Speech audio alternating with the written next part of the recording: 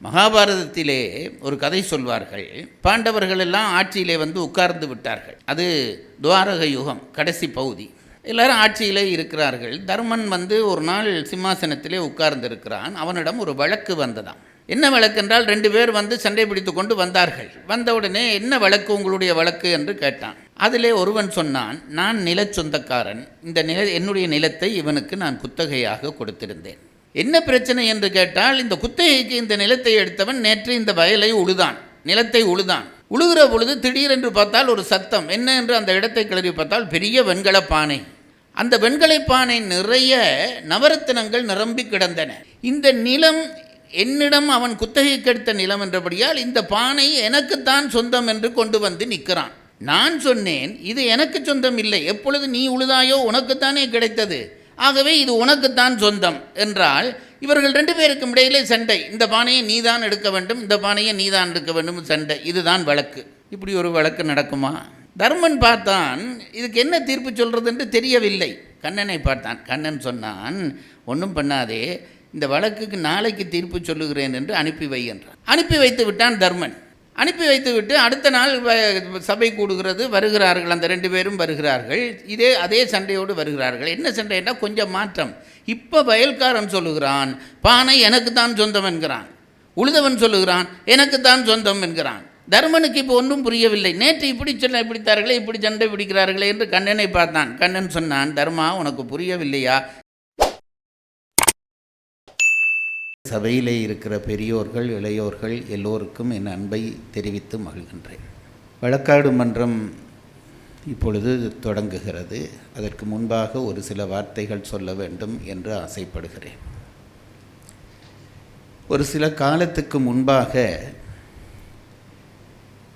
ஐநா சபை சார்ந்த ஒரு மொழி ஆய்வாளர் அடுத்து வரக்கூடிய 50 ஆண்டுகளுக்குள்ளே அழிந்துவிடக்கூடிய மொழிகள் என்று சில மொழிகளை பட்டியல் படுத்தினார். அந்த செய்தி பத்திரிகையிலே வந்தது. 50 மொழிகள் இன்னும் சில காலங்களிலே அழிந்துவிடப் போகிறது என்று அவர் தன் ஆய்விலே சொல்லியிருந்தார். அப்படி அவர் சொன்ன அந்த 50 மொழிகளிலே ஒன்றாக நம்முடைய தமிழ் மொழியையும் அவர் சேர்த்திருந்தார். 50 ஆண்டுகளிலே தமிழ் மொழி அழிந்துவிடும் என்று அவர் சொன்னதை அந்த பத்திரிகை செய்தி சொன்னது. நான் நினைத்தேன், அவருக்கு தமிழ் மொழி பற்றி தெரியவில்லை, தமிழ் மொழியினுடைய ஆழம் தெரியவில்லை, அந்த மொழியினுடைய வேறு எங்கிருந்து தொடங்குகிறது என்று தெரியவில்லை. அதனால்தான் மற்றைய மொழிகளோடு தமிழ் மொழிகளையும் ஏதோ ஒரு சாதாரண மொழியாக ஏற்றுக்கொண்டு 50 ஆண்டுகளுக்குள்ளே இந்த மொழியும் அழிந்துவிடும் என்று அவர் சொல்லியிருக்கிறார் என்று எனக்கு தோன்றியது. அந்த ஆய்வாளர் யார் என்று எனக்கு தெரியாது. அவர் எங்கிருக்கிறார் என்று யாருக்காவது தெரிந்தால் அடுத்த முறை இந்த தில்லி கம்பன் விழாவுக்கு அவரை அழைக்க வேண்டும். ஒரு தலைநகரிலே இவ்வளவு எல்லோரும் வேலை நெருக்கடியாக இருக்கக்கூடிய நாளிலே, ஒரு ஞாயிற்றுக்கிழமையிலே, ஒரு பகல் நேரத்திலே நடக்கிற வழக்காடு மன்றத்தை பார்க்க இத்தனை பேர் வந்திருக்கிறீர்கள் என்றால், தமிழ் இன்னும் 50 ஆண்டுகள் அல்ல, இன்னும் 500 ஆண்டுகள் அல்ல, 5000 ஆண்டுகள் வாழும் என்ற என் நம்பிக்கையை பதிவு செய்கிறேன். பாரதி சொன்னான், தமிழ் மொழியை யாரும் அழிக்க முடியாது. அவனுக்கே முதலிலே ஒரு சந்தேகம் வருகிறது, தமிழ் மொழி அழிந்து விடுமோ என்று ஒரு சந்தேகம் வருகிறது. அந்த சந்தேகத்துக்கான பதிலை யாரிடம் கேட்பது என்று அவன் சிந்தித்து பார்க்கிறான். அப்படி சிந்தித்து பார்க்கிற பொழுது, விதிதானே இந்த உலகத்தை எல்லாம் நியமிக்கிறது, ஆகவே விதியிடமே இந்த கேள்வியை கேட்போம் என்று நினைத்து அந்த கேள்வியை விதியிடம் கேட்பதாக பாரதி பாடிய ஒரு கவிதை இருக்கிறது. சுயசரிதை என்ற அந்த கவிதைக்கு தலைப்பு. அந்த தலைப்பிலே அவன் கவிதையை தொடங்குகிற பொழுதே என்ன சொல்கிறான் என்றால், விதியே விதியே தமிழச் சாதியை என் செய்ய கருதி இருக்கிறாயடா. இதுதான் அவனுடைய கேள்வி. விதியே தமிழச் சாதியை நீ என்ன செய்ய போகிறாய்? விதியே விதியே தமிழச் சாதியை என் செய்ய கருதி இருக்கிறாயடா. கேட்டவன் சொல்கிறான், 2 விதமாக தமிழர்கள் வாழ்கிறார்கள். அதை அந்த 2 பேரையும் முதலிலே சொல்கிறான். சார்பினுக்கெல்லாம் தகத்தக மாறி தன்மையும் தனது தர்மமும் மாறாது என்றுமோர் நிலையாய் இருந்து நின் அருளால் வாழ்ந்திடும் பொருளொடு வகுத்திடுவாயோ. என்ன சொன்னான் என்றால், காலத்துக்கேற்ப ஏற்ற வகையிலே தங்களை மாற்றிக்கொண்டு சார்பினுக்கெல்லாம் தகத்தக மாறி, ஆனால் தன்னுடைய தன்மையும் தர்மமும் மாறாமல் காலத்துக்கேற்ப எங்களை மாற்றிக்கொள்கிறோம் என்று எங்களுடைய பண்பாடு, எங்களுடைய தர்மம் இவற்றையெல்லாம் சில பேர் மாற்றிக்கொள்கிறார்கள். அப்படி அல்ல. நீ காலத்துக்கேற்ப மாற்ற வேண்டியவளை மட்டும் மாற்றிக்கொள். பாரம்பரியமான நம்முடைய பண்பாடு முதலிய உயர்ந்த விஷயங்களை மாற்றக்கூடாது. இது பாரதியினுடைய கருத்தாக இருக்கிறது. இதை பதிவு செய்கிறான். சார்பினுக்கெல்லாம் தகத்தக மாறி தன்மையும் தனது தர்மமும் மாறாது என்றும் ஓர் நிலையாய் இருந்து நின் அருளால் வாழ்ந்திடும் பொருளோடு வகுத்திடுவாயோ. இப்படி ஒரு மொழியும் இனமும் இருந்தால் அந்த இனம் நிலைக்கும். சார்பினுக்கெல்லாம் தங்களை மாற்றிக்கொள்ள வேண்டும், தம் தர்மத்தை மாற்றக்கூடாது. இன்னொரு பகுதி சொன்னான், அப்படி இல்லாமல் தோற்றமும் புறத்து தொழிலுமே காத்து, தமிழனா ஒரு வேட்டி உடு, ஒரு சால்வை உடு, ஒரு குடுமி கட்டு, இப்படி இருந்து விட்டால் தமிழ் வாழும் என்று நினைக்கிற சில பேர் இருக்கிறார்கள். அப்படி இல்லை. தோற்றமும் புறத்து தொழிலுமே காத்து மற்ற உள்ளுரு தர்மமும் உண்மையும் மாறி சிதைவுற்றழியும் பொருள்களில் சேர்ப்பையோ. இப்படி 2 எல்லையை தொட்டு காட்டிவிட்டு தன்னுடைய சந்தேகங்களை எல்லாம் விதியை நோக்கி கேட்கிறான். கேட்டுவிட்டு பாரதி, அது ஒரு நீண்ட பாடல், கடைசியாக பாரதி சொல்லுகிறான், 2 விஷயம் தமிழர்களிடம் இருக்கும் வரைக்கும் தமிழினத்தை எவனாலும் அழிக்க முடியாது என்கிறான். அந்த 2 விஷயம் என்ன என்று கேட்டபொழுது சொல்லுகிறான், 3 நூல்கள் தமிழர்கள் கையிலே இருக்கும் வரையும் தமிழ் இந்த உலகத்திலே நிலைக்கும். 3 நூல்கள் இருக்கும் வரைக்கும் தமிழ் நிலைக்கும். அதென்ன 3 நூல்கள் என்று கேட்டவுடனே சொல்லத் தொடங்குகிறான். சிலப்பதிகார செய்யுள் கருதியும். சிலப்பதிகாரம் இருக்கும் வரையும் தமிழ் அழியாது. அதற்கு பிறகு சொன்னான், சிலப்பதிகார செய்யுள் கருதியும் திருக்குறள் உறுதியும் தெளிவும் பொருளின் ஆழமும் விரிவும் அழகும் கருதியும். ஒரு திருக்குறளுக்கு ஒரு அற்புதமான ஒரு முன்னுரை. திருக்குறள் உறுதியும் தெளிவும் பொருளின் ஆழமும் விரிவும் அழகும் கருதியும். அதுக்கு பிறகு சொன்னான், எல்லையொன்றின்மை எனும் பொருள் அதனை கம்பன் குறிகளால் காட்டிட முயலும் முயற்சி கருதியும் நான் தமிழ்ச்சாதியை அமரத்தன்மை கொண்டதென்று உறுதி கொண்டிருந்தேன் என்றான். இந்த 3 நூல் இருக்கும் வரையும் தமிழினத்தை அழிக்க முடியாது. 2வது, தமிழர்களிடம் ஒரு பண்பாடு இருக்கிறது. அந்த பண்பாடு இருக்கும் வரையும் தமிழினத்தை அழிக்க முடியாது. அது என்ன பண்பாடு என்றால், 2 அடிப்படை பண்பாட்டை சொன்னான். 1, தெய்வம் மறவார். தமிழர்கள் தெய்வத்தை மறக்க மாட்டார்கள். எங்குதான் இருந்தாலும் யார்தான் சொன்னாலும் தெய்வ வழிபாட்டை தமிழர்கள் போற்றித்தான் ஆகுவார்கள். இந்த பண்பாடு இருக்கும் வரையும் தமிழரை யாராலும் அழிக்க முடியாது. தெய்வம் மறவார். அடுத்தது சொன்னான், செய்யும் கடம் பிழையார். செய்ய வேண்டிய கடமைகளை செய்யாமல் விடமாட்டார்கள். இப்படி இருந்தால் ஏதுதான் நேரினும் ஏதுதான் வருந்தினும் இறுதியில் பெருமையும் இன்பமும் அடைவார் என்பதென் உள்ளத்து ஏரகத்திருந்ததால் தமிழினம் அழியாது என்று பாரதி முடிக்கிறான். இப்போ இதை ஏன் சொல்கிறேன் என்றால், இந்த விழா பாரதி சொன்னதற்கான ஒரு அடையாளம். என்ன அடையாளம்?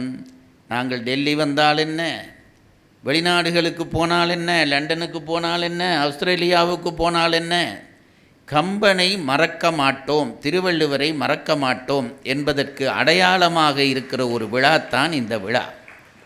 அது மட்டும் இல்லாமல் இந்த விழாவிலே தெய்வ நம்பிக்கை பதிவாகி இருக்கிறது. நம்முடைய கடமை தமிழ் புலவர்களை போற்றுவது என்கின்ற அந்த உணர்வு பதிவாகி இருக்கிறது. இவையெல்லாம் எதற்கு அடையாளம் என்றால், தமிழினத்தை யாராலும் அசைக்க முடியாது என்பதற்கான அடையாளமாகத்தான் இந்த கம்பன் விழாவை நான் கருத்தில் கொள்கிறேன்.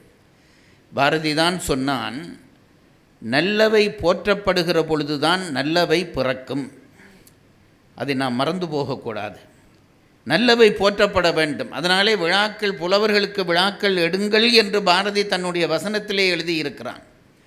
ஏனென்றால் ஒரு நல்லது நடக்க வேண்டும் என்று பல பேர் நினைக்க தொடங்கினால் அது நடக்கும். ராமன் பிறக்க வேண்டும் என்று ராமன் பிறப்பதற்கு முன்பே பல பேர் நினைத்தார்கள், பெரிய முனிவர்கள் நினைத்தார்கள். அந்த நினைப்பு தான் ராமன் என்கின்ற ஒரு தெய்வ புருஷனை இந்த உலகத்துக்கு தந்தது. அப்படி நல்லவற்றை போற்றுகிற உணர்வோடு நடத்தப்படுகிற இந்த கம்பன் விழா தெய்வ காரியம் என்றே நான் நினைக்கிறேன். இந்த நல்ல முயற்சியிலே நடக்கப் போகிற வழக்காடு மன்றம் இன்றைய வழக்காடு மன்றம். ஒரு புதுமையான தலைப்பு, கம்பன் காவியம் கலியுகத்துக்கு ஒவ்வாதது என்கிறார். இது என்ன சார் கலியுகம் என்ற ஒரு கேள்வி இருக்கிறது. இந்த காலத்தை அளவிடுகிற முறை, காலத்துக்கு அளவு இல்லை, அதை புரிந்து கொள்ளுங்க. காலம் என்பதற்கு அளவு இல்லை, அது அப்படியே விரிந்த ஒரு பொருள். காலதத்துவம் என்று ஒரு தத்துவத்தை நம்முடைய தத்துவக்காரர்கள் சொல்லுகிறார்கள், அதை பிரிக்க முடியாது. ஆனால் காலதத்துவத்துக்குள்ளே வாழுகிற நமக்கு அதை பிரித்து வாழ வேண்டிய தேவை வருகிறது. இத்தனை மணிக்கு வருகிறேன், இத்தனை மணிக்கு விழா ஆரம்பிக்கும் என்று சொல்ல வேண்டி இருக்கிறது. ஆகவே காலத்தை பிரிக்க வேண்டும் என்று நாம் நினைத்த நம் பெரியவர்கள் மட்டுமல்ல, உலகத்திலே இருக்கிற எல்லா மக்களும் காலத்தை பிரித்தார்கள். அப்படி பிரிக்கிற பொழுது முதலிலே என்ன ஆயிற்று என்று கேட்டால், மிக சின்ன நேரத்திலே இருந்து பிரித்தார்கள். நம்முடைய அட்சரங்களை, எழுத்துக்களை பற்றி சொல்லுகிற பொழுது அவர்கள் சொல்வார்கள், ஒரு கண் இமைக்கிற நேரம் என்று ஒரு நேரம் இருக்கிறதே, இந்த நேரத்துக்கு பெயர் மாத்திரை. நம்முடைய தமிழிலே மாத்திரை என்று பெயர். அல்லது இந்த விரலை அழுத்தி இப்படி சுண்டி விட்டால் அந்த வருகிற நேரத்துக்கு மாத்திரை என்று பெயர். இங்கே இருந்து நேரத்தை இதைவிடவும் குறைவாக கணிப்பிட்டிருக்கிறார்கள். இப்படி நேரத்தை கணிக்கிற பொழுது முதலிலே நான் எல்லாருக்கும் பொதுவான நேரத்தை சொல்லுகிறேன். இன்றைக்கு மேற்கு நாட்டார்களுடைய சிந்தனையிலும் சொல்லுகிறேன். வினாடி, செகண்ட் அல்லது வினாடி என்று சொல்லுகிறோமே, செகண்ட்கள் சேர்ந்தால் நிமிடம், நிமிடங்கள் சேர்ந்தால் மணித்தியாலம், மணித்தியாலங்கள் சேர்ந்தால் நாள், நாள்கள் சேர்ந்தால் வாரம், வாரங்கள் சேர்ந்தால் மாதம், மாதங்கள் சேர்ந்தால் வருடம். இப்படி நேரத்தை பிரித்து கொண்டே போகிறோம். இந்த வருடத்தை சேர்க்கிற பொழுதும் 100 ஆண்டுகள் வந்தால் நூற்றாண்டு, அதற்கு ஒரு பிரிவு. 1000 ஆண்டுகள் வந்தால் 1000 ஆண்டு. இது மேற்கு நாட்டுக்காரர்கள் இந்த எல்லை வரையும் போயிருக்கிறார்கள். அதை என்ன 1000 ஆண்டுகளை மிலேனியம் என்று பெயர் வைத்து சொல்லுகிறார். இதுக்கு மேலே அவர்கள் போனார்களா என்று எனக்கு தெரியவில்லை. ஆனால் தமிழர்கள் போனார்கள். அவர்களுடைய அதிகூடிய காலப்பகுப்பு என்பது எங்கே இருந்தது என்று கேட்டால், அது எதால் சொல்லப்பட்டதென்றால் யுகம் என்று சொல்லப்பட்டது. யுகம் என்பதற்கான காலப்பகுப்பு மிக அதிகமானது. இந்த யுகத்தை நம்முடைய பெரியவர்கள் பிரித்து அதற்கு பெயர் வைத்திருக்கிறார்கள். 4 யுகங்களாக அந்த யுகத்தை சொல்லியிருக்கிறார்கள். முதல் யுகத்துக்கு கிருதா யுகம் என்று பெயர். அடுத்ததாக வருகிற யுகத்துக்கு திரேதா யுகம் என்று பெயர். அதற்கடுத்த வருகிற யுகத்துக்கு துவாரகா யுகம் என்று பெயர், துவார யுகம் என்று பெயர். அடுத்தது இப்பொழுது நாம் வாழ்கிற யுகத்துக்கு கலியுகம் என்று பெயர். நம்முடைய புராணங்கள் இது பற்றியெல்லாம் நிறைய சொல்லுகின்றன. புராண இதிகாசங்களில் எல்லாம் நிறைய செய்திகள் சொல்லப்பட்டிருக்கின்றன. நாம் அதுகளை இப்பொழுது படிப்பதும் இல்லை, ஆராய்வதும் இல்லை. இதெல்லாம் கற்பனை என்று தூக்கி ஒரு பக்கமாக வைத்துவிட்டு போய்விடுகிறோம். நம்முடைய பெரியவர்கள் சொல்லுகிற பொழுது சொன்னார்கள், இந்த முதல் யுகமாகிய கிருதாயுகம், கிருதயுகம் எழுகமாதோ என்று படித்தானே, அங்கே தர்மபசு 4 காலிலே ஊன்றி நிற்குமா. கிருதயுகத்திலே தர்மபசு 4 கால்களையும் ஊன்றி நிற்குமாம். என்ன அர்த்தம்? தர்மம் உறுதியாக நிற்கும் என்று அர்த்தம்.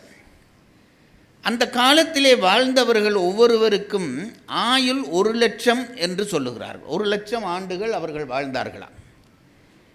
இப்படி ஒரு காலம் வராதா என்று நமக்கும் ஒரு ஆசை வருகிறது.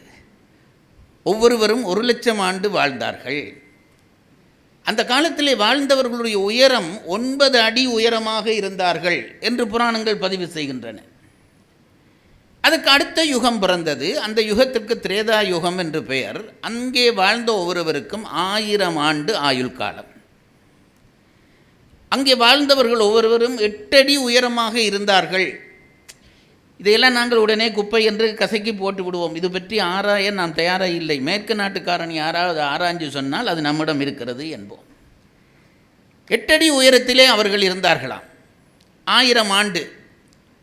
அதுக்கு அடுத்ததாக வந்த துவாரக யுகத்திலே ஒவ்வொருவருக்கும் 10,000 ஆண்டு அவர்கள் வாழ்ந்தார்கள். அடுத்த யுகத்திலே வாழ்ந்தவர்கள் 1000 ஆண்டு வாழ்ந்தார்கள். 10 மடங்காக பெருகி கொண்டு போகிறது. 1,00,000, 10,000, அடுத்தது 1000. கலியுகத்திலே வாழுகிற ஒவ்வொருவருக்கும் 120 வருஷம். இதுதான் ஆயுள் காலம். இங்கே 6 அடி தான் மேக்சிமம் உயரம் என்கிறார்கள். யாராவது 1-2 பேர் அதை விட கூடியிருந்தால் மற்ற யுகத்தைச் சேர்ந்து இப்போ தான் வந்திருக்கிறான் என்று அர்த்தம். இது ஒரு அடிப்படை செய்தி.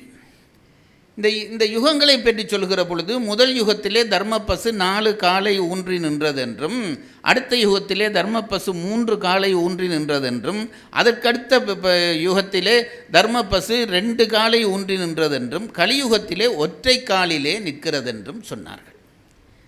ஒற்றை காலிலே நிற்கிறது என்றால் என்ன அர்த்தம்? சும்மா தொட்டாலே அது விழுந்து விடும் என்ற அர்த்தம்.